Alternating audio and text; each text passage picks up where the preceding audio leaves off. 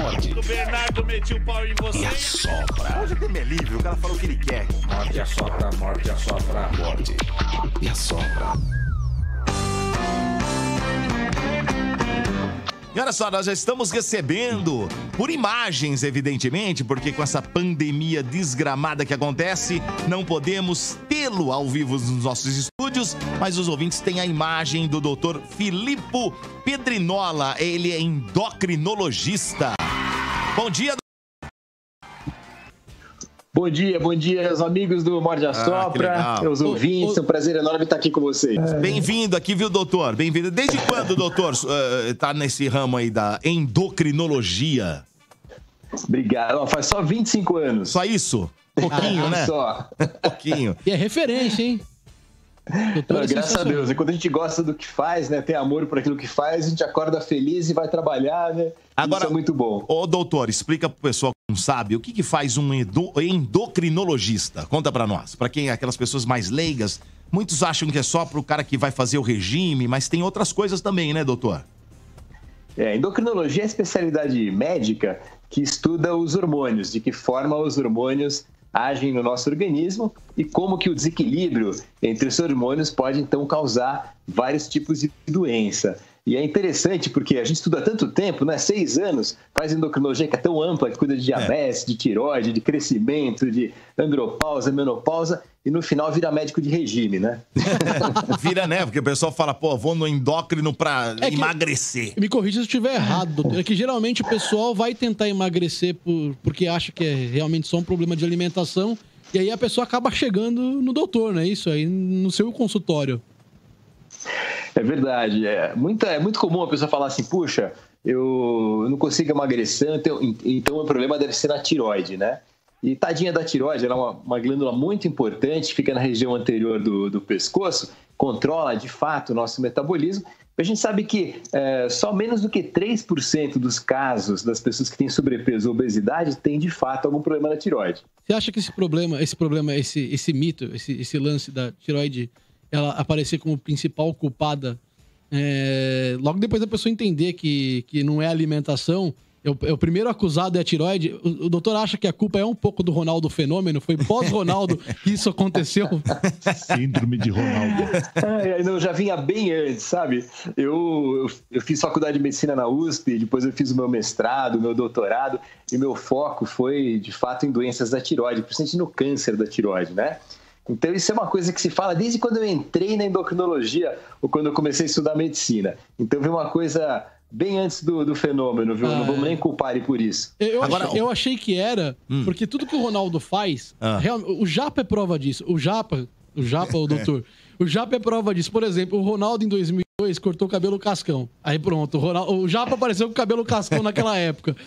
Aí teve o lance da tireoide. Eu lembro do Japa na semana indo fazer exame de tireoide. Falou, não, isso realmente... Eu falei, Japa, não é assim. Eu lembro da história dos travestis. Semana seguinte tava o japonês com 3. É um problema, entendeu? O Ronaldo, ele forma opinião. Agora, doutor... Ô, Bernardo. Fala, Japa. Bernardo. Eu tô falando baixo aqui porque meu filho tá dormindo aqui, ó. Acredito, tá no quarto do seu filho. Sério? Tá no quarto do filho? Aqui, ó. Mas a bola. Mas a imagem sua, você tem que depois dar uma distorção. Tirar o foco. É aquele foco que fica só na sua cara, que desfoca o fundo, depois você tira aí na imagem. Assim. E o áudio do Japa tá chegando igual o áudio do Bernardo. Chegou uma sexta-feira com uma voz mais grossa, né? Não sei se ia mexer aí na configuração da voz aí. Japa virou homem. É o microfone, ó. É o microfone? Eita, deixa a voz mais grossa de homem. Agora, doutor, com relação à tireoide, né? Que é uma das glândulas mais importantes do corpo humano. Porém, qualquer ser humano vive sem ela, né? Vive sem ela, pode tirar ela. E o câncer de tireoide é um dos cânceres... É o câncer, vamos dizer assim, que tem a maior porcentagem de cura. É verdade isso, doutor? É verdade.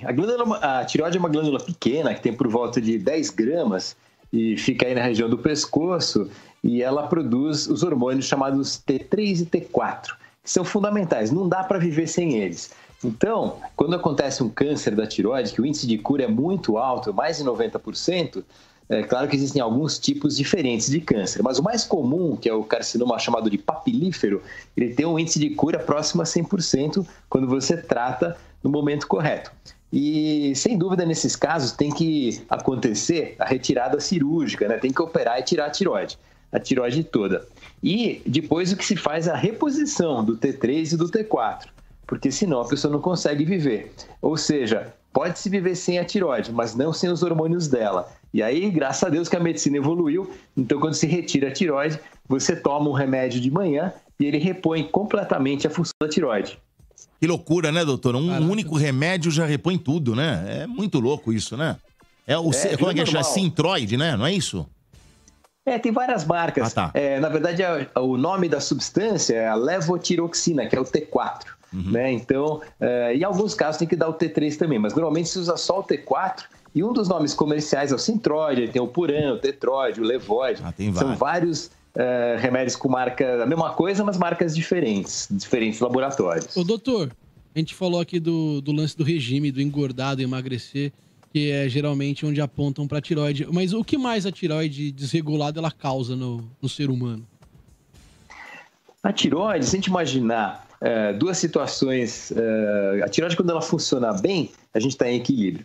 Quando ela funciona excessivamente, quando existe um excesso de produção do T3 e do T4, a pessoa fica com um quadro chamado de hipertireoidismo. Hiper significa muito.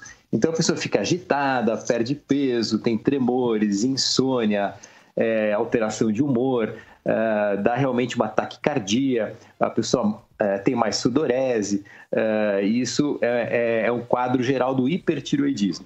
Agora, o hipotireoidismo é quando essa tireoide funciona menos. Então, ela deixa de produzir o tal do T3 e do T4. E o hipotireoidismo é aquela característica da pessoa que incha, ganha peso, fica lenta. Agora, uma coisa super interessante de alertar a todos que estão ouvindo, que uma das causas mais frequentes, por exemplo, de depressão não diagnosticada é o hipotireoidismo. Caraca. Quer dizer, a pessoa vai no psiquiatra porque está deprimido, começa a tomar uma série de medicamentos, em alguns casos, e não fez o exame da tireoide. Aí vai ver, tá com hipotireoidismo, é só você consertar, vamos dizer assim, arrumar o hipotireoidismo, que é bem simples com a medicação, e a pessoa fica boa do quadro de depressão, por exemplo. Agora, doutor, existem casos de que a glândula tireoide, ela não funciona direitinho, e ela não repõe à altura esses hormônios, e a pessoa também, mesmo com a tireoide, ele é obrigado a tomar remédio, assim, pro resto da vida também, não? Normalmente, quando a pessoa tem um hipotireoidismo, acaba tendo que tomar remédio pela vida inteira. Não tem jeito, porque a tireoide, normalmente, na maioria dos casos, não volta a funcionar. E isso, por exemplo, na gravidez é interessante, porque muitas doenças autoimunes, né, que começam a produzir anticorpos, por exemplo, contra a tireoide, que é a maior causa do hipotireoidismo, é uma tal de tireoidite de Hashimoto. Hashimoto é o nome do japonês que descobriu isso. Esses anticorpos que o corpo começa a formar, agridem a tireoide, ela vai pifando, vai perdendo a função dela e isso não volta mais. Então a pessoa acaba tendo que tomar remédio pela vida toda. E o que a gente comentou também do hipertireoidismo, uma causa muito frequente também é autoimune, mas são anticorpos que ao invés de danificar a tireoide, como no Hashimoto, estimulam a tireoide, ela cresce, fica grande e aí já chama-se doença de Graves, que é a principal causa do hipertireoidismo. E muito tempo atrás se usava remédio de tireoide para emagrecer. Erradamente. Hoje em dia não se faz mais isso há muito tempo e usava por quê? Para aumentar o metabolismo e ajudar na perda de peso. A galera ia no achismo, doutor? Bora lá, deve ser. E tomava, era isso? Eu brinco que em medicina não dá pra gente achar nada, a gente tem que se basear em evidências científicas publicadas. É claro que a medicina é uma ciência de verdades temporárias, então o que é verdade hoje pode ser diferente amanhã. Eu, aí nos meus anos de carreira, já vi isso muito acontecer em relação a diagnósticos e medicamentos, etc. Mas de forma geral o que a gente segue são as evidências publicadas em revistas de impacto. Agora, doutor, eu vejo aqui alguns casos, até o meu caso, né? Eu tive também. Algumas pessoas que têm nódulos na tireoide, né? Aqueles famosos pólipos, nódulos de tireoide. E dizem, não sei se é verdade, por isso que eu estou perguntando para o senhor, que o senhor é um especialista, né? Aquelas pessoas que só tem um Quando você tem vários, geralmente não é o câncer, né? E quando geralmente tem um só, aí geralmente é câncer. Isso procede, doutor? Normalmente é isso mesmo, Domênico.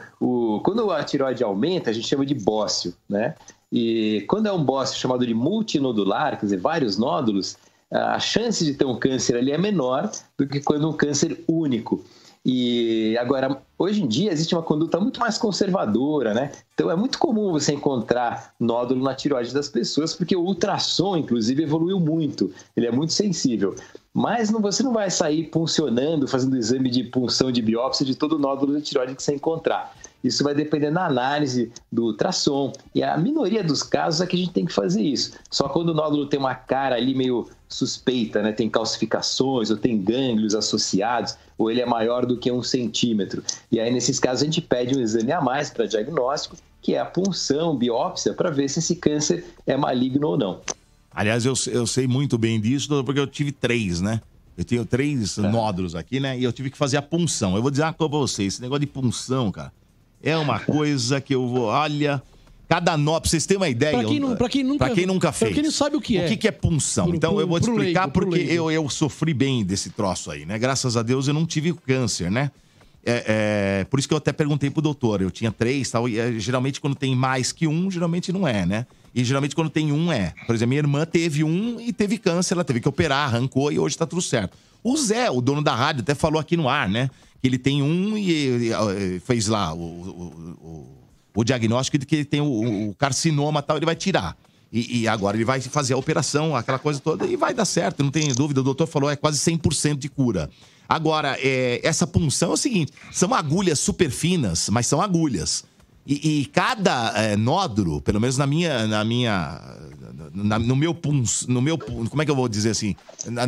No tratamento que fizeram comigo, na punção que fizeram em mim, são 3 furadas em cada nódulo, 3 agulhadas em cada nódulo. Eu tomei 9 agulhadas na garganta, doutor. Não é fácil, não é brincadeira, não é assim, doutor?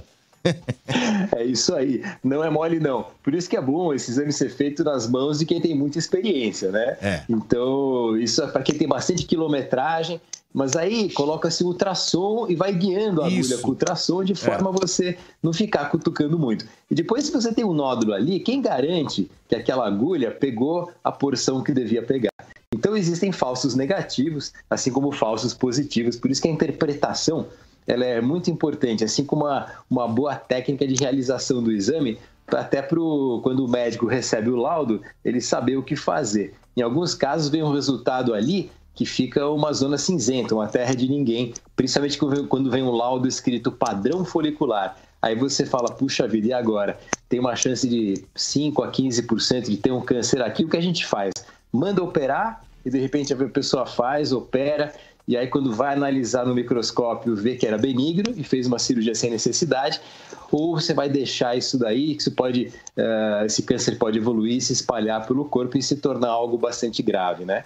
Então, são decisões no dia a dia que só mesmo o especialista tem que ter serenidade nesse momento para tomar a melhor decisão, para não fazer coisas desnecessárias ou, de repente, negligenciar algo que seria importante de fato mesmo. Por isso que é bom todo ano tá lá analisando, né, doutor? Todo ano fazer um examezinho. Eu, por exemplo, acabei de fazer o meu aí em fevereiro aí, e deu tudo, graças a Deus, certo. Mas é bom sempre fazer o exame de sangue, aquele exame que, como é que chama lá? O ultrassom, né? Ultrassom de tireoide, para ver como é que tá, se tem calcificação, se não tem, né, doutor?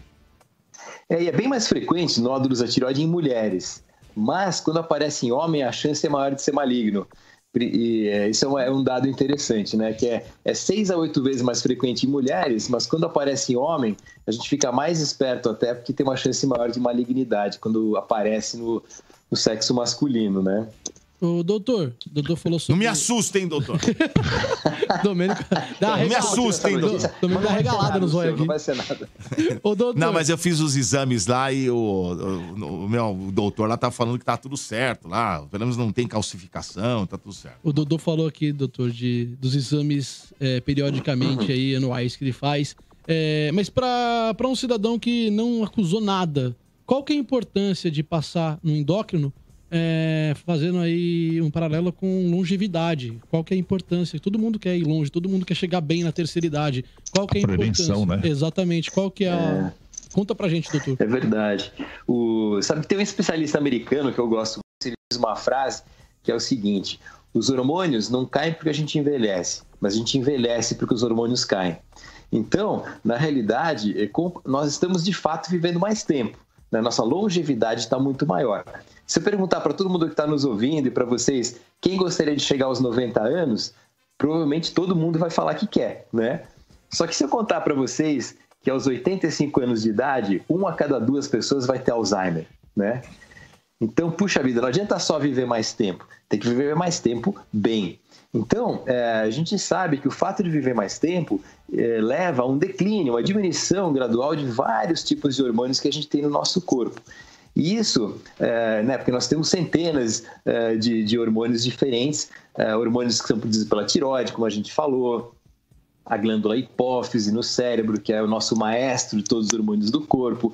A gente tem nas mulheres os ovários, nos homens os testículos, que produzem os chamados esteroides sexuais. Então, a gente ouve muito falar da menopausa na mulher, que é por volta dos 50 anos, quando os ovários param de funcionar, vamos dizer assim, acaba o número de folículos que ela nasce, então para subitamente aí a produção do estrógeno, da progesterona e da testosterona na mulher, e ela começa a ter todos aqueles sintomas, claro, algumas mais, umas menos, da menopausa, né? E a gente sabe que hoje em dia a mulher ela vive mais do que 1/3 da vida depois da menopausa, em média. Então, é claro que a gente não vai sair prescrevendo reposição hormonal para todo mundo, porque existem as contraindicações. Mas quando não existem contraindicações, a qualidade de vida que você consegue devolver para essa mulher, até porque às vezes a menopausa vem com aquela conotação de estou envelhecendo, né? E você consegue fazer essa ponte e fazer com que haja uma qualidade de vida muito melhor em termos de sexualidade, pele, unha, cabelos, velocidade de envelhecimento, diminuição ou retardo da aceleração da perda de massa muscular, que chama sarcopenia, preservação dos ossos, libido. Então, tudo isso. Agora, no homem, a tal da andropausa também existe, mas ela não é tão assim abrupta, né? Tão de repente como na mulher. Porque no homem, depois, em geral, perto dos 50, 45, 50 anos, vai havendo uma diminuição aí gradual da produção da testosterona. E o homem vai menos no médico, em média, do que a mulher, né? Hoje em dia isso está mudando. Mas é importante fazer isso, porque às vezes a pessoa começa a ficar meio deprimida, o homem, perda de massa muscular, a libido vai lá para baixo, autoestima, a pegada e tudo, e acha que isso é normal, né? Então, uma coisa é a senescência, que é o processo de envelhecimento natural e fisiológico de todo mundo. Outra coisa é a senilidade, quer dizer, são os processos patológicos e doenças que vão aparecendo. Então, a gente tem que saber que a gente começa a envelhecer a partir do momento que a gente nasce. Porém, a gente tem que imaginar que a medicina moderna ela é ótima, muito boa para tratar doenças agudas, né? Tipo pneumonia, um câncer, uma pressão alta, uma infecção. Mas é muito fraca ainda para tratar doenças crônicas. A gente vive numa era de doenças de estilo de vida. Então, a maneira como você come, se você dorme bem, se você faz atividade física regular. Outro ponto importante é como estão suas emoções, né? Como é que você está gerenciando o seu emocional? E se você tem uma vida social boa, isso é extremamente importante. Tem um estudo que começou em Harvard há 80 anos atrás, que vem até hoje, mostrando que o aspecto mais importante na qualidade de vida e na sobrevida de uma pessoa é a qualidade das suas relações. Então, quando a gente fala, por exemplo, em espiritualidade, não tem a ver com crença ou religião específicas, mas sim com a nossa conexão conosco mesmo, com os amigos, com a família, é o sentido e o propósito da vida. Então, todos esses são pilares fundamentais que a gente tem que estar levando em conta em termos de escolhas que a gente faz na nossa vida, porque nós somos o resultado dessas escolhas. E a análise dos hormônios no decorrer da vida é extremamente importante, porque a gente consegue hoje, como os exames laboratoriais melhoraram muito, a gente consegue saber de fato como que está indo, porque não existe só a andropausa, a menopausa, existe também a tireopausa da tireoide, o GH também vai diminuindo, né? Os hormônios da glândula suprarrenal também podem ir diminuindo, dos ovários, dos testículos.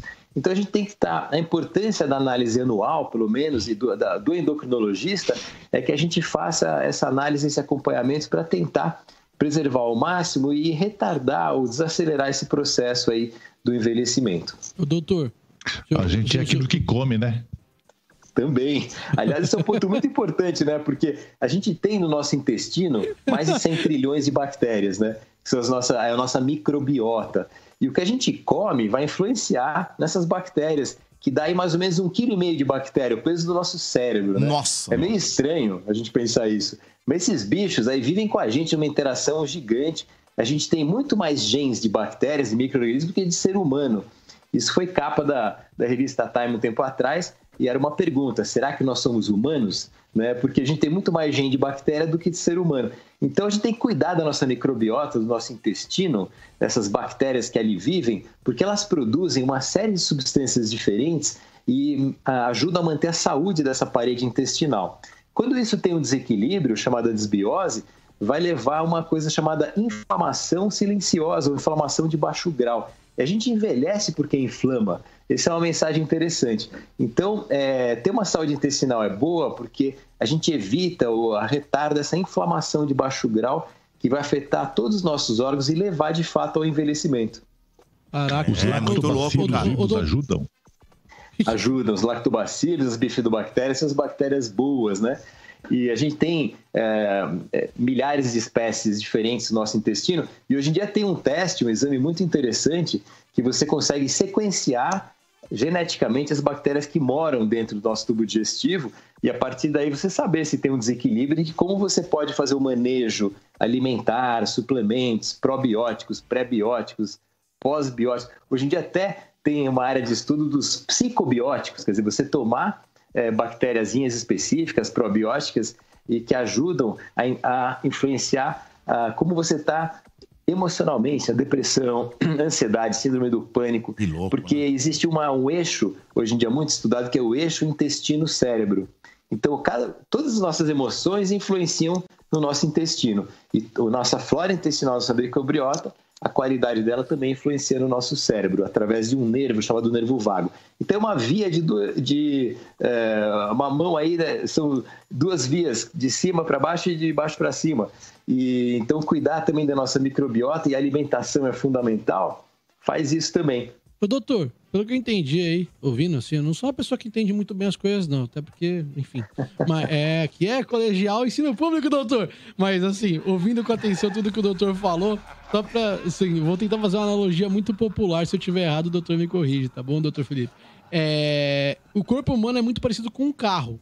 Se você não arruma a suspensão que tá batendo, isso vai começar a estourar a bandeja, vai ferrar a biela do motor, e quando você vê, tá o carro inteiro indo pro saco por causa de uma coisa que a gente não arrumou no começo da história toda, é isso? É isso aí. E está tudo conectado, na verdade, né? Aquela dicotomia cartesiana de separar a mente do corpo, a gente sabe que isso não vale há muito tempo. Então, os hormônios, eles agem como uma orquestra. Então, se você mexe em um hormônio, você mexe em todos os outros também. E isso é uma coisa que a gente tem que estar ali como, vamos dizer, como maestro para checar como é que anda essa orquestra hormonal. Que mexeu em um vai dar problema na outra, né? Então, por exemplo, só para dar um exemplo nesse sentido, tem pessoas que têm, por exemplo, um aumento da produção de prolactina, que é um hormônio produzido na nossa hipófise, na base do cérebro, e nem sabe. A prolactina, quando sobe, que é o hormônio da lactação, que a mulher produz quando está amamentando, por que a mulher abandona o marido, né? Porque quando a prolactina sobe, abaixa os hormônios sexuais dela, a testosterona, a libido vai embora e ela não quer saber do maridão, né? Porque isso a natureza é bem feita. Então, ela não quer procriar de novo, já cuidando, amamentando uma criança. Mas isso pode acontecer no homem também. De repente, o homem ter lá um microprolactinoma, que é um tumorzinho benigno, que aumenta a produção da prolactina, e de repente a testosterona dele está baixa, e aí a pessoa vai lá, puxa, então o que eu tenho que fazer? Vou tomar a testosterona? Pode até melhorar, mas o problema não é na produção da testosterona no testículo, ela lá no cérebro, né? Então está tudo muito ligado. A gente tem que imaginar como essa grande orquestra de fato. Então, é como você falou aí, Bernardo, mexeu em mexeu em tudo. Eu tenho um paciente muito engraçado, ele tem 75 anos, e eu falei para ele, vamos fazer uns exames? Ele, doutor, não abre o capô, porque se abrir o capô vai achar um monte de problema. Ô, doutor, a prolactina é o responsável pelos seios avantajados dos homens? Tipo do Bernardo, assim? Boa pergunta, japonês. Seu filho de uma mãe. Na verdade, não. Né, a prolactina, na época da amamentação, pode, de fato, aumentar um pouco o volume da mama e tal. Mas é principalmente o hormônio feminino, é o estrógeno, né? E o estrógeno... Existe uma linha, por exemplo, de pensamento... A gente fala, quando que o homem vai ter câncer de próstata? Normalmente, quando ele é mais velho, quando a testosterona dele está mais baixa. Então, existe ainda uma coisa que a gente não sabe muito bem na medicina, se o problema, a gente sabe que o estrógeno no homem vai aumentando com o passar do tempo, quer dizer, parte dessa testosterona vai sendo transformada em estrógeno, e será que não é esse estrogênio aumentado no homem que é tóxico para a próstata? Então, existem algumas questões.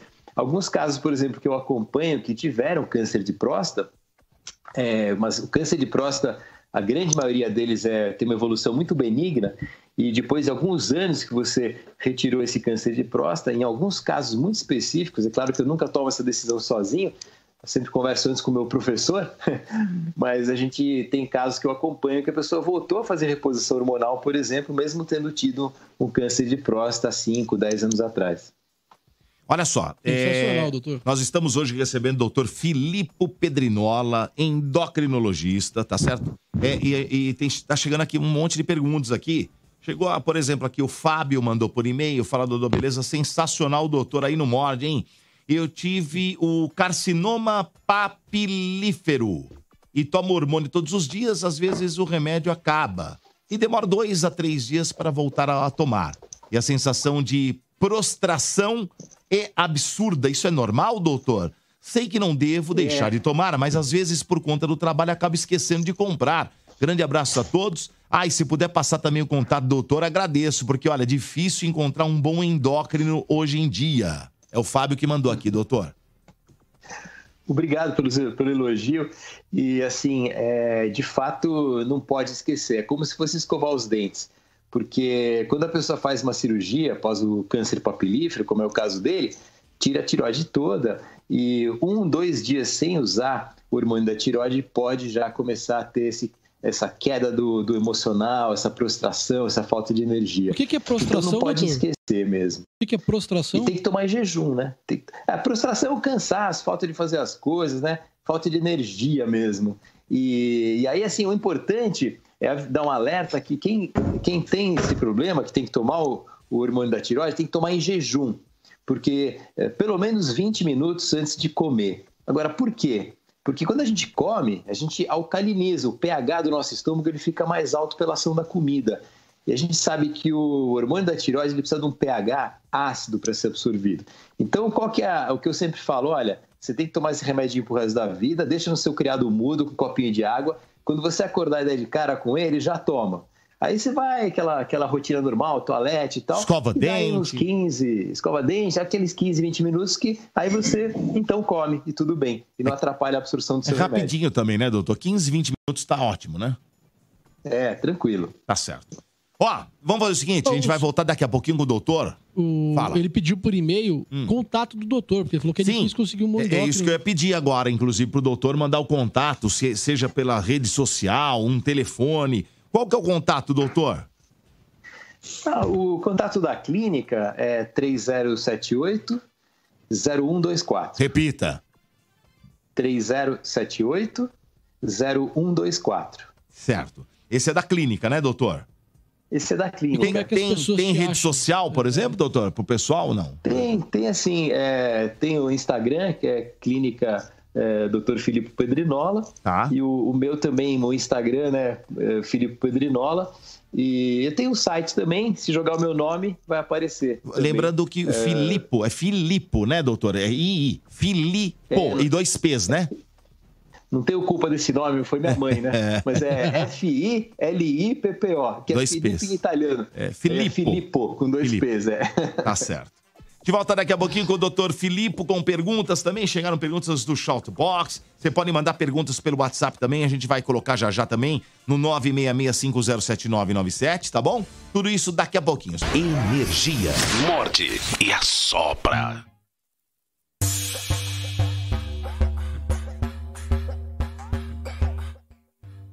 Música de Lady Gaga, Poker Face. Teve também Post Malone com Circles, Gabriel o Pensador, Lavagem Cerebral. Essa música é fantástica, bem legal. Hoje nós estamos com o Dr. Filippo Pedrinola, endocrinologista, conversando, batendo um papo muito legal. E tem algumas perguntas que chegaram já de WhatsApp. Vamos ver aqui? Bora, ó. Depois eu vou pra hashtag, hein? Depois vamos pra hashtag Doutor no Morde hoje, hein? Tá bom? Vamos lá. Bom dia, Domênico. Bom dia ao doutor. Bom dia a todos do Morde a Sopra. Ô, doutor, tira uma dúvida. Esse negócio aí que o pessoal estão postando, perca 20 quilos em 20 dias, tomando, por exemplo, folha de louro. Isso aí é mito? É verdade? Faz bem para a saúde? Explica para nós aí, doutor. Bom dia. Não para de sair coisas milagrosas, né? E em medicina é difícil o milagre, viu? E não é verdade, não. Toma muito cuidado com essas propostas, né? Imediatistas, milagrosas. Todo mundo quer um atalho, né? Na verdade, quando se fala de emagrecer, a maioria das pessoas não quer emagrecer, elas querem ser emagrecidas por algum método milagroso, um remédio, uma dieta X ou Y, né? Só que a gente sabe que o emagrecimento é um processo de mudança de hábito, de comportamento. E isso tem que ser levado em conta como é que a pessoa está se alimentando, se ela faz exercício físico, né? Claro que se ela dorme bem, porque o sono, a gente pode até falar sobre isso, mas o sono é um aspecto extremamente importante que está relacionado também ao peso e ao bem-estar e à saúde, né? Tá certo. Vamos lá para a tag, Bernardo Veloso. Ô, doutor, temos aqui uma pergunta bem... eu diria que... Vamos lá, achei aqui. Tá me ouvindo, doutor? Bora lá. Pergunta do João Vitor Caseloto, pela hashtag Doutor no Morde. Bom dia. Gostaria de saber se é possível ganhar massa muscular sem reposição hormonal, apenas com alimentação e suplementos. Eu também tenho retinose pigmentar, uma doença degenerativa. O quanto isso pode agravar se eu buscar ganhar massa muscular? Interessante essa pergunta, né? É claro que depende da idade dele, mas acho que eu não sei se eu vi se ele falou a idade. Mas a retinose pigmentar é uma doença ocular, oftálmica, que não tem a ver com o ganho de massa ou não, né?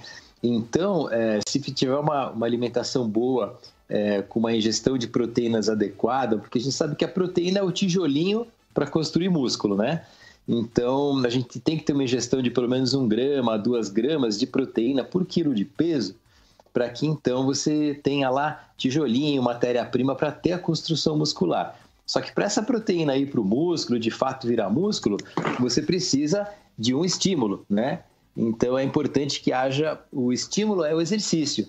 Então, tem que fazer a musculação. Então, para ganho de massa muscular, tem que ter a musculação, de preferência, uma musculação orientada para algum profissional, para você não se machucar. Porque o que a gente mais vê hoje em dia é a pessoa que começa a treinar e quer virar assim o Schwarzenegger da noite para o dia, aí se machuca, né? Tem um problema de tendão, de joelho, de ombro, de braço. Então, ter um direcionamento da musculação, se alimentar bem. Em alguns casos, pode-se usar algum tipo de suplementação, sim, mas não há necessidade de se usar nada hormonal, né? Então, a não ser que você tenha deficiência. A gente só dá hormônio, só faz reposição quando existe falta desse hormônio, e não de uma forma recreativa, só como é feito, né? Muito hoje em dia, mas as pessoas usam bastante derivado de testosterona para ganho de massa muscular rápido. Mas, do ponto de vista médico, isso pode ter consequências, né? Então, vai numa alimentação balanceada, equilibrada, come proteína e faz exercício regular que você vai ter resultado. Show. Doutor, mais uma? Tem mais uma aqui. A Dani Souza mandou pela hashtag Doutor no Morde via Twitter. Bom dia a todos! Fiz uma retirada da tireoide total, devido a um módulo. Faço uso de Puran 100 mg. Na correria do dia a dia, sempre acabo esquecendo de tomar o remédio. Gostaria de saber os efeitos negativos que isso pode causar a longo prazo, doutor. Beijos. Acho que foi pro doutor os beijos. Então, Dani, é o seguinte, aí a gente tinha até comentado, né? Não pode esquecer de tomar o remédio. Se eventualmente você esquecer de tomar o remédio de manhã, que eu acho mais fácil, né? Você deixa lá de manhã com uma água do lado, você acorda, já toma o remédio. De repente você esqueceu e lembrou depois, no meio da manhã. Se já faz 2 horas que você comeu, aí o pH do seu estômago já está ácido de novo. Então você pode, depois de 2, 3 horas do seu café da manhã, tomar. E se você não lembrar também nesse horário, você pode tomar antes de dormir. Tem pessoas que preferem tomar antes de dormir, pelo menos aí 2 horas depois do jantar, tá bom? Pode também, doutor? Não sabia, antes de dormir? O cara toma, pode. Aí no dia seguinte também não toma no dia, mas toma sempre antes de dormir. É assim? Pode. Sempre antes de dormir também é uma boa. Às vezes as pessoas me perguntam, puxa, mas vai atrapalhar meu sono? Não, não vai. Porque o remédio está só repondo o seu hormônio basal. Então não vai atrapalhar seu sono, pode tomar à noite. Tá certo. Ó, tem aqui o pessoal mandando... Vamos ao telefone? Telefone também, vamos abrir aqui pro telefone. 32847097. Alô? Dodô? Quem é? Bom dia, Dodô. Robson. Fala, Robson. Faz tua pergunta, meu. Eu queria perguntar pro doutor o seguinte. Estou com 44 anos. E, no momento, eu já não estou produzindo testosterona. Sei. Então quer dizer, sofrência, né? Sofrência. Então, eu queria ver com o doutor o que pode ser feito. Que já a falta da produção já foi atestada por médico já. Tá. E aí, doutor? O que fazer nesse caso? Robson, 44 anos não é comum ter essa diminuição tão grande. Então, eu não sei, talvez você já tenha investigado, mas é importante investigar o porquê que você tem essa deficiência. Uma das causas mais comuns é algo bem simples, até chamada varicocele, quer dizer, um acúmulo de líquido na região dos testículos ali, que é um problema anatômico, e um ultrassom é capaz de verificar isso. Porque se você, de repente, tem isso, aí isso pode ser corrigido com uma pequena intervenção, uma pequena cirurgiazinha, e corrige. Agora, se você tiver, de fato, uma diminuição da testosterona porque os testículos deixaram de produzir, isso pode acontecer um pouco antes, assim como existe a menopausa precoce, pode ter no homem também uma diminuição antes da média do tempo, aí você vai ter que fazer realmente uma reposição da testosterona. Existem várias formas de fazer isso e tem que ser feito antes de começar. É importante ver como é que estão os seus exames, como é que está seu nível de colesterol, fígado, e dar uma olhadinha na sua próstata, ver se a sua próstata está saudável. E a reposição ela pode ser feita por cremes, pode ser feita por injeção e pode ser feita por via oral. Por via oral quase não se usa mais pelo aspecto de sobrecarga do fígado. Então, se realmente você tem uma deficiência, vai ter que fazer reposição e talvez durante muitos anos, né? Então aí o médico vai poder te ajudar nisso. Falou, meu velhinho. Obrigado. Boa sorte, valeu. Olha só, tem aqui uma mensagem que chegou também, pergunta do nosso shoutbox aqui. A Érica Sena da Silva mandou aqui, doutor. Bom dia, pessoal do Morde a Sopra, doutor. Eu sou a Érica, tenho 25 anos e retirei 2 bócios há 6 anos. Faço reposição hormonal e tenho hipotiroidismo. Posso ter problemas futuros quando eu quiser engravidar, doutor? O hipotiroidismo foi provavelmente pela retirada da tireoide que ela fez.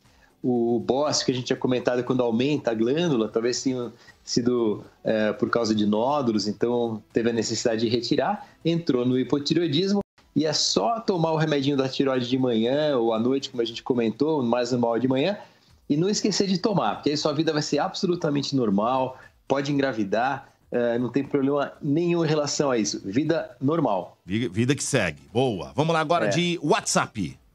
Bom dia. Eu tenho 36 anos. Gostaria de fazer uma pergunta para o endócrino. Estou na minha primeira gestação. Em exames de rotina, antes de eu entrar em gestação, eu soube que eu tinha uma alteração na tireoide, a tireoide preguiçosa. E em seguida, 2, 3 semanas depois, eu engravidei e agora eu estou fazendo um acompanhamento com o endócrino, que me pediu para repetir os exames, fiz ultrassom da tireoide novamente e eu gostaria de saber o que, além de medicamento, a gestante pode estar fazendo, qual os cuidados que eu posso estar tendo, além da medicação. Eu estou tomando um Pluril, uma coisa assim, T4. Obrigada. É muito boa essa colocação, porque a gravidez é uma situação muito especial para a tireoide, porque quando a mulher engravida, existe uma necessidade maior do T3 e do T4. Até por isso que o volume da tireoide na gravidez, em geral, aumenta 20% a 30%, para dar conta, vamos dizer assim, daquele serzinho novo que está ali crescendo. Então, é por isso que durante a gravidez é importante manter o nível do TSH, que é um dos hormônios que se dosa no sangue, deve ser acima de 2,5. Numa pessoa que não está grávida, a gente considera normal até 4, 4,5. Mas na grávida, assim, as normas mostram da Sociedade Brasileira e Internacional de Tireoide que tem que ser no máximo 2,5. Então, provavelmente seu remédio é o Puran T4 que você está tomando. E aí, toma ele direitinho, mas tem que ter um ajuste da dose, de forma que o seu TSH fique aí no máximo em 2,5, tá bom? Show de bola. Tem lá mais na tag, senhor Bernardo Veloso? Senão eu vou pro telefone. Temos uma na tag lá, temos algumas na tag. A tag lá no Twitter hoje é Doutor no Morde, sim. Aqui. Do T3, do T4 e do TSH, que são os hormônios importantes aí da tireoide, e isso vai dar o diagnóstico. Aí é interessante também fazer uma dosagem dos anticorpos para ver se tem alguma atividade autoimune contra a tireoide, já que a gente sabe que essa é a causa mais frequente. Então é T3, T4, TSH e os chamados anticorpos antitireoide. Aí já é o exame completo, e o ultrassom é sempre bom também, porque o ultrassom vai mostrar para a gente se tem alguma alteração de textura, da arquitetura da tireoide ou a presença de nódulos. Tirando aí o fato de fazer como é que chama lá? Me fugiu o nome agora. Não. Punção não. Ultrassom, doutor. Esses todos os exames são sangue, né, doutor? Sangue. Sangue, né? Pelo sangue que faz, né? Tá. O pessoal o exame simples de sangue normalmente fica pronto em 2, 3 dias. 2, 3 dias. Vamos lá, mais uma que chegou aqui de WhatsApp. Bom dia, meninas. É a Ana Paula aqui de Cotia, tudo bem? Legal, o doutor tá aí hoje. Eu fui diagnosticada com neoplasia folicular, né? Tem mais alguns outros nomes lá que eu não entendo, células de Burke. Eu faço minha cirurgia agora dia 23. Na verdade, a neoplasia folicular é um câncer da região da tireoide, né? Eu tenho 4 nódulos e um deles foi diagnosticado como maligno. Eu faço agora a cirurgia dia 23 de abril. Eu gostaria que o doutor falasse mais sobre isso, até mesmo para as pessoas conhecerem um pouco mais do câncer da tireoide e dos tratamentos, por favor. Um beijo. É isso aí. Puxa, espero que sua cirurgia vá tudo bem e com certeza você vai ficar bem, vai ficar curado. E essa neoplasia, na verdade é um outro termo usado para tumor ou câncer, né? E se refere à mesma coisa. E assim, isso que você contou talvez seja uma neoplasia de células de Hürtel. Células de Hürtel, hoje em dia a maior parte da literatura médica especializada nisso já considera uma célula maligna ou com potencial muito grande de malignização. Então a indicação pela sua idade de fato é cirúrgica, né, para retirar. E aí depois que retirar a sua tireoide, analisar os nódulos que a gente chama de anatomopatológico no laboratório, que olha com mais detalhe, que vê muito mais detalhes do que a punção, né? De fato vai saber o tipo, a característica. E durante a cirurgia, o cirurgião ele vai dar uma olhadinha nos seus gânglios do pescoço para ver se tem algum problema. Porque se tiver, ele já tira também. E aí, depois, dependendo do resultado da cirurgia e da patologia, pode ser recomendado, no seu caso, para fazer uma iodoterapia, que é o iodo radioativo. Isso chama-se dose ablativa. Então, você retira a glândula e quando tem a suspeita de que tem um acometimento, assim, que pegou, aí, vamos dizer assim, algum gângliozinho cervical, aí se usa o iodo radioativo. E isso é um aspecto muito interessante, porque a tireoide são as únicas células do corpo que são capazes de absorver o iodo. E isso é uma grande vantagem, porque quando você dá o iodo radioativo, é um iodo marcado com um isótopo radioativo, aí a sua célula, se sobrar alguma célula da cirurgia, né, porque nem sempre a olho nu o cirurgião é capaz de retirar tudo, sempre fica um pouquinho na cápsula posterior da tireoide, então você dá o iodo. E a célula que sobrou, ela absorve aquele iodo e pela radiação ela se mata. Então ela morre. Por isso que acaba se dando em alguns casos esse iodo radioativo para complementar o tratamento e diminuir qualquer chance de você ter um retorno desse câncer.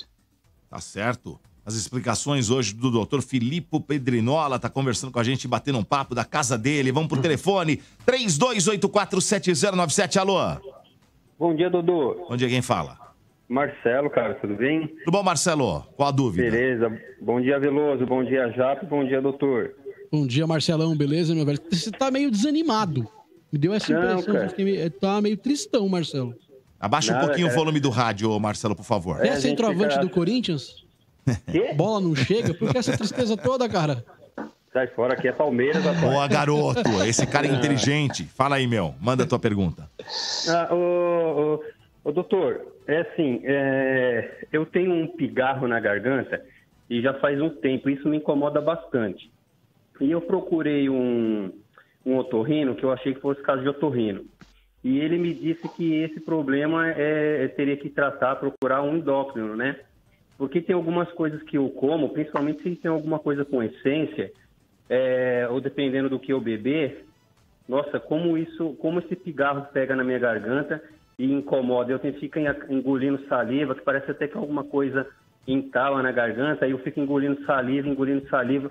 É horrível isso, né? Qual o procedimento que eu tenho que fazer? Então, Marcelo, dificilmente esse engasgo vai ser por causa da tireoide. A tireoide só causa engasgo quando tem um nódulo ou um bócio muito grande, sabe? O mais provável, pelo que você está me falando, claro que é um chute porque eu não estou te vendo, mas é que seja um refluxo, né? Então, o refluxo, que é um problema gástrico, na verdade, quer dizer, o conteúdo do estômago que volta para o esôfago e dá esse pigarro, muitas vezes dá tosse, incomoda muito, exatamente como você está falando. Aí você faz uma alimentação mais leve, existem remédios que ajudam, chamados de procinéticos, que ajudam a não deixar ter esse refluxo, e muitas vezes você toma um antiácido junto. Então você toma esses dois remedinhos, quer dizer, um antiácido mais um remédio que ajuda no refluxo, e se for isso, né, resolve e parece um passe de mágica mesmo, né? E de um dia para o outro você já fica bem. Acho difícil que isso seja relacionado à tireoide, mas se tiver essa dúvida, faz um ultrassom, tá? Da tireoide para dar uma olhada.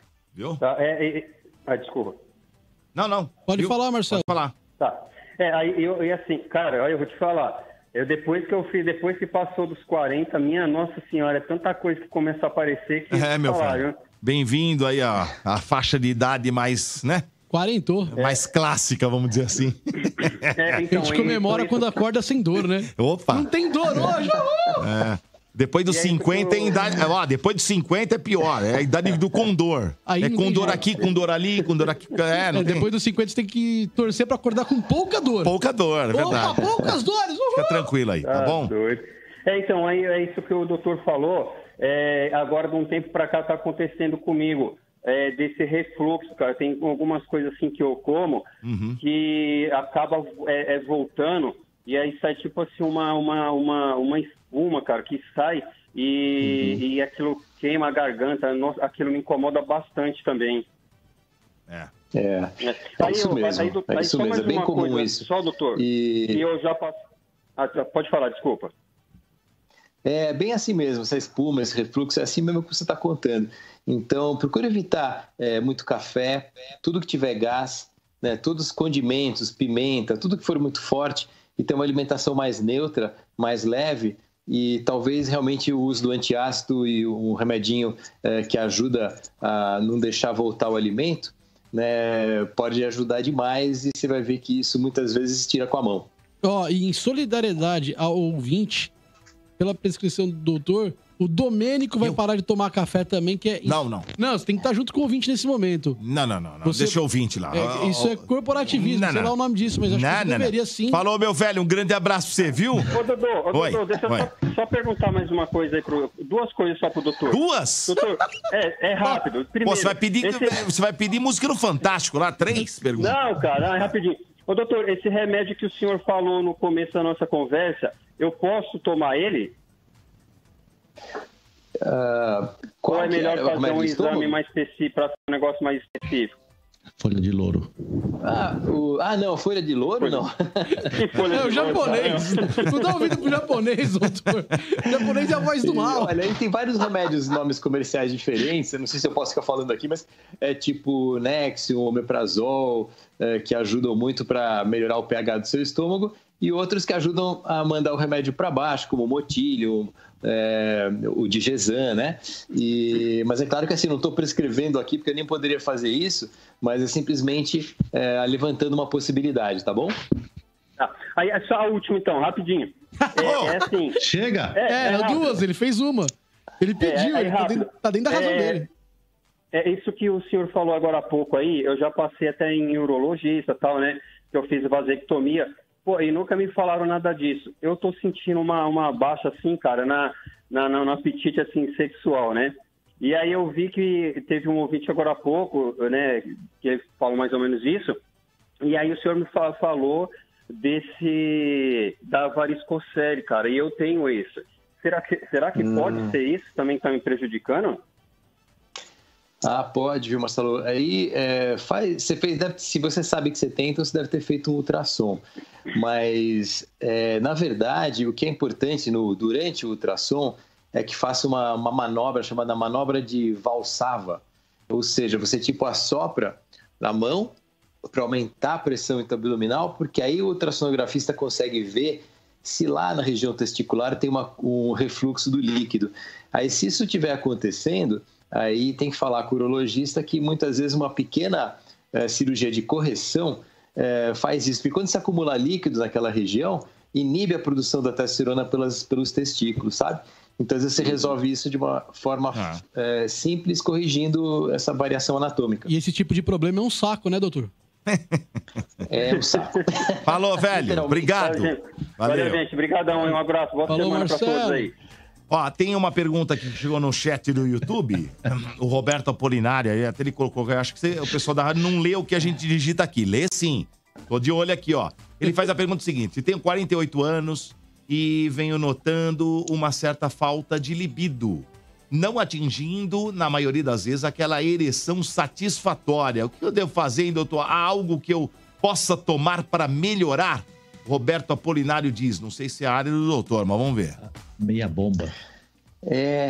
Então aí, claro, tem que saber a causa primeiro, né? E isso é uma queixa comum, como a gente estava comentando, o homem procura menos o médico, né? Mas isso está mudando e acho ótimo, porque isso faz parte da qualidade de vida, isso mexe com a autoestima. Quer dizer, uma coisa muito difícil para o homem é ele entrar em campo, vamos dizer assim, inseguro, né? E é claro que hoje existem várias medicações para tratar a disfunção erétil, mas é importante ver se não tem também algo de base, né? Seja emocional, psicológico ou então hormonal. Então, a minha sugestão era fazer uma investigação hormonal, dosar seus hormônios, a testosterona, a prolactina, estradiol, e também ver se a tireoide está bem, porque isso também pode influenciar. E se esses exames derem negativos, ver se não tem algum problema no próprio, vamos dizer, relacionamento, ou algo emocional que está te pegando. E existem os remédios, se for de fato uma disfunção erétil, hoje em dia tem esses remédios que funcionam muito bem. Existem hoje em dia o azul, né, que é aquele que é o mais famoso, que foi o primeiro, mas existem vários outros também que podem ajudar. Mas faz o diagnóstico antes, tá bom? Pergunta agora pelo nosso WhatsApp. Bom dia, Dodô. Bom dia. Eu fiz cirurgia de tireoidectomia, vai fazer 3 anos, né? Eu tive também o carcinoma papilífero, né? Eu descobri a tempo. Eu cheguei numa médica, ela olhou pra mim e falou, seu pescoço tá alterado. Ainda brinquei, engordei, ela falou, não, tem alguma coisa errada com a sua tireoide. E eu nunca tive problema na tireoide. E eu tive que fazer a retirada total. Graças a Deus eu faço acompanhamento. Eu tomo o Levoide de 100. O Synthroid eu me adaptei até o 112. Com o Synthroid de 100 eu não me adaptei. Senti muita fadiga nas pernas. E o Levoide o meu organismo já está aceitando. Faz 1 ano e meio que eu estou tomando o Levoide. Passei no médico recentemente e ele mandou eu permanecer. Só que o que acontece? Um dos sintomas que eu tive, que eu tinha hipotiroidismo, e eu acho que está voltando, é a insônia. Será que não seria o momento de eu estar trocando esse hormônio? O médico falou que não, mas voltei a ter insônia. Então, bom, primeiro foi bom, né? Sua médica foi muito bem, né? De fazer o diagnóstico e ter suspeitado disso, porque tirou precocemente, o que é bom, né? Agora, a insônia, normalmente ela está relacionada quando a dose do hormônio da tireoide está muito alta. E como é que a gente vai saber isso? vai saber isso pelo seu TSH. Se o seu TSH estiver baixo, abaixo de 0,5, por exemplo, aí isso pode significar que essa dose do seu Levode está muito alta. Isso acontece, porque a gente vai indo, né? Vai fazendo o exame, e a gente sabe que para fazer o exame, quando você muda a dose, por exemplo, do remédio da tireoide, você tem que dar pelo menos 50 dias para fazer o exame, porque o TSH ele é lento, muito lento para mudar no sangue. Então, se você muda a dose do seu remédio e depois de 1, 2, 3 semanas faz o exame, vai dar errado. E o próprio médico pode se enganar e aumentar a sua dose. Aí aumenta a dose, você entra em hipertireoidismo pelo excesso de T3 e T4 e não dorme. Então, o mais provável é isso. É claro que a insônia tem várias outras causas também que devem ser investigadas. Mas em relação à tireoide, o que poderia causar a insônia seria o hiper, se você estiver tomando uma dose excessiva. Dá uma olhadinha no exame para ver se está em ordem e atualizado. Falando em olhadinha, ô Japa, dá uma olhadinha no seu cachorro, que eu acho que ele pode ter comido alguém que invadiu o quintal, cara. Ele tá bravo. Ele tá bem bravo, seu cachorro aí. Olha aqui, ó. vídeo que eu tenho aqui. Olha aqui, pergunta aqui do Shoutbox aqui. Bom dia, Dodô. E a todos, gostaria de saber do doutor se dormir 6 horas por dia é bom, porque falam em 8 horas. Mas quando eu durmo umas 6 horas é o ideal pra mim. Mais que isso acaba me incomodando. Obrigado, doutor. A Luísio Santana mandou, doutor. Legal, Luísio. Essa é uma pergunta ótima, porque a gente, em média, tem que dormir de 6 a 8 horas por noite. E por quê? Porque o sono ele é feito de 4 fases. Da fase mais superficial até a fase mais profunda. E a gente, para cada 4 fases do sono, que a gente precisa, desde o mais superficial até o profundo, demora mais ou menos 90 minutos. A gente precisa 5 desses ciclos para acordar bem no dia seguinte refeito. Então, 5 vezes 90 dá 7 horas e meia. Por isso que a mãe, a avó fala que, em média, tem que dormir 7 horas por noite. Mas existem pessoas que têm esses ciclos um pouco mais curtos. Então, o parâmetro mais importante que a gente usa é o seguinte: você acorda bem? Seu sono foi reparador? Você está refeito? Então tá bom, 6 horas funciona para você. Tem casos históricos aí de pessoas famosas que dormiam muito pouco, tipo Winston Churchill, que dormia 3, 4 horas por noite e já estava zerado. Só? Mas se 6 horas funciona para você, tá bom. É de acordo com cada organismo, né, doutor, esse negócio de dormir, né? Tem gente que fica 9, 10 horas na cama e acorda acabado, né? Isso, por exemplo, o caso de apneia, que é muito comum. Então, a pessoa tem lá a apneia noturna e aí ele tem micro despertares à noite, não sabe, né, que tem isso, porque na maioria dos casos é inconsciente, e acorda muito mal. Por quê? Porque toda vez que você superficializa o sono, você não entra em fase REM, que é aquela fase que os olhos vão para lá e para cá, que é quando a gente sonha. E a gente dorme para sonhar, porque quando refaz toda a nossa bioquímica celular, a gente tem um sistema linfático no cérebro, isso foi descoberto há pouco tempo. O nosso cérebro pode diminuir de volume de 10 a 30% à noite por causa desse líquido que vai embora, levando essas toxinas embora. Então a fase REM é super importante. Se você tem microdespertares por ter essa tal dessa apneia, então você vai ter uma fragmentação do sono, uma alteração da arquitetura do seu sono, e o sono não vai ser reparador. Então, isso tem que ser detectado através de um exame chamado polissonografia, e se for o caso, isso tem tratamento, tanto de adaptação de mandíbula, até cirurgia e até o uso do CPAP, que é um aparelho que ajuda a dormir melhor e tirar essa apneia. O doutor estava falando, ainda na pergunta do ouvinte, eu li uma matéria, olha só, eu fui ler uma matéria desse... Olha onde eu fui, hein? Olha aí, Brasil, fui ler uma matéria que provavelmente não ia entender nada, mas uma porcentagem muito baixa da população no mundo é agraciada, ela é contemplada com esse lance de dormir 6 horas por dia e ser o suficiente, acho que é coisa de 5%. Que louco, né? É uma porcentagem bem baixa, tem pessoas que têm esse tipo, dorme 6 horas e já é o suficiente, ela nem é legal dormir mais, é o caso do ouvinte que mandou. Legal. Isso é do caramba, né? Muito bom. Você ganha mais horas de vida. De vida, acordado. Olha aqui, acordado, né? De vida. Acordado. De vida. Muito bem, a gente volta daqui a pouquinho. O doutor Filipe Pedrinola hoje conversando com a gente, batendo um papo muito legal. A gente volta já. Dodô, pois não? Vai pra música? Sim. É que a gente... Ô, doutor, se deu sorte que das 2 vezes que você veio no Morde a Sopra, das 2 vezes eram férias do palhaço. Deu sorte. O doutor ele dá muito sua sorte. E aí, todo final de bloco a gente fecha com uma piada do palhaço. Por acaso, o senhor sabe contar piada? Só pra saber se de repente o doutor não fecha o bloco com piada. Eu conheço algumas bem ruins, assim. As do palhaço. Ah, do palhaço é muito ruim, viu, doutor? É muito ruim. Tentei achar alguém pra contar piada, não rolou. Mas a gente volta já. Segura aí, segura um pouquinho, peraí. Morde e assopra. Energia. Ô, doutor, queria fazer uma pergunta aqui. Minha mãe acabou de me ligar aqui e fez uma pergunta pro doutor. Sua mãe tá ouvindo, doutor? Minha mãe ouve todo dia, né? A minha começou a ouvir hoje, porque eu falei que tinha receita de bolo no meio do programa. E ela começou a ouvir? Tá me xingando muito. Tá te xingando? Tá, bem bravona. Olha só, doutor, então, aqui, como se fosse uma última pergunta, talvez seja a dúvida de algumas pessoas também. Ela retirou a tireoide, né? E ela toma um tal de simvastatina 20 miligramas. Né? E ela toma todo dia de noite, mas tá dando insônia, doutor. O que fazer? Puxa, a simvastatina é o remédio pro colesterol. Não tem nada a ver com a tireoide. Não tem nada a ver? Então ela errou aqui o medicamento. Não, mas ela toma ela toma um, agora eu não vou saber dizer qual, né? Mas cloroquina. Ela toma... Cloroquina. Não. Ela toma cloroquina, você tá louco. Ela toma então, de tireoide. Só que eu não vou saber te informar qual que é agora, doutor. Porque ela me passou esse aqui, eu pensei que fosse esse aqui. O japonês, ele é lento. Então é melhor recomendar que ela tome de manhã. De manhã em vez de noite. Insônia, mesmo tomando de manhã, aí tem que ver se a dose não tá errada, sabe?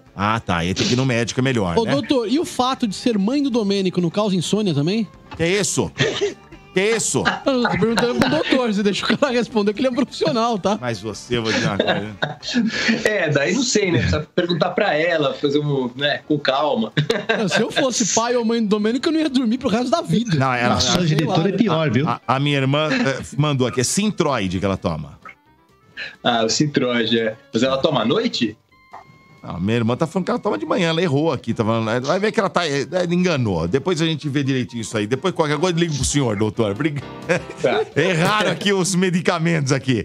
Mas olha só, quero agradecer o doutor Filipe Pedrinola. Ele participou do programa hoje. Foi legal o programa hoje, hein? O doutor, vou dizer uma coisa pra você. Chegou tanta pergunta aqui, rapaz, que o senhor vai ter que voltar um outro dia, viu? Vai ter que voltar um outro dia. Super feliz. Vai ter que voltar um outro dia para poder participar do programa, seja de casa, ou seja normal aqui, quando tiver tudo voltado ao normal, né, doutor? Quero agradecer muito, doutor Filipe Pedrinola. Ô, doutor, qual que é o contato de novo? Deixa eu contar de novo, doutor. Da clínica é 3078-0124. Repita. E é 11, né, porque é São Paulo. Qual que é o número, doutor? 3078-0124. E rede social, doutor? Como é que as pessoas encontram a clínica e o doutor nas redes sociais aí? A rede social é Dr. Filipe Pedrinola e no Insta, e tem o meu site também, que aí também é o mesmo nome, drfilipepedrinola.com.br. Que legal. Valeu, Senhoras e senhores, doutor, hoje obrigadão. ficamos e conversamos com o doutor Filipe Pedrinola, participando do programaço, hein? Obrigado, viu, doutor? Eu que agradeço e um abraço a todos, foi um prazer enorme. Podem contar comigo numa outra oportunidade. Grande doutor. Boa. Obrigado, doutor. É isso aí. Obrigado, Valeu, doutor. Japa. Obrigado, Bernardo. Amanhã tem mais. O Bernardo metiu o pau em você. E assopra. Hoje tem livre, o cara falou o que ele quer. Morde e assopra, morde e assopra. Morde e assopra.